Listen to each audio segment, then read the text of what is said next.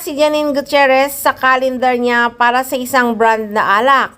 Aside from very classy, walang maipintas ang netizens dahil walang tapon sa kanyang itsura.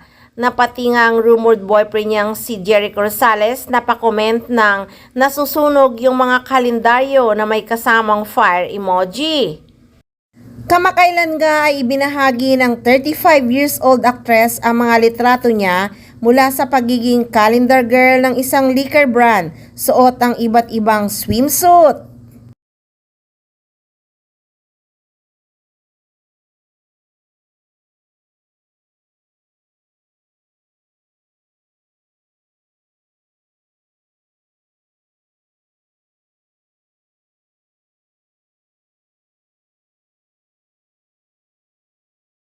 Dinagsa ng mga netizens at maging ang mga celebrity ang kanyang post ng mga papuri at isa sa kanila ang Itbulaga host na si Maine Mendoza.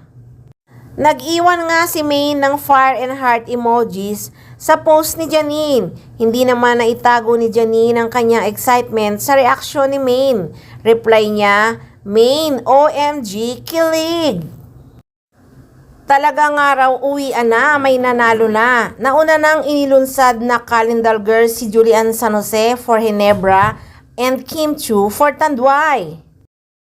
Caption nga ng actress, "As an actress, I really enjoy playing roles that showcase different aspects of myself.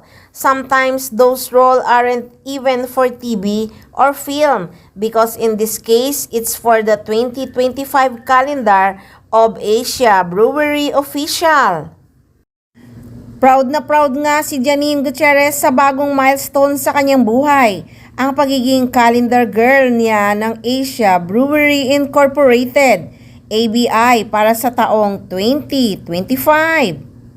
Sa launching nga bilang calendar girl ng Asia Brewery noong December 2, 2025, nakapanayam ng media si Janine kasama na ang Pep.ph, Philippine Entertainment Portal, tungkol sa pagkakapili sa kanya. Pahayag ng actress, "I'm so excited."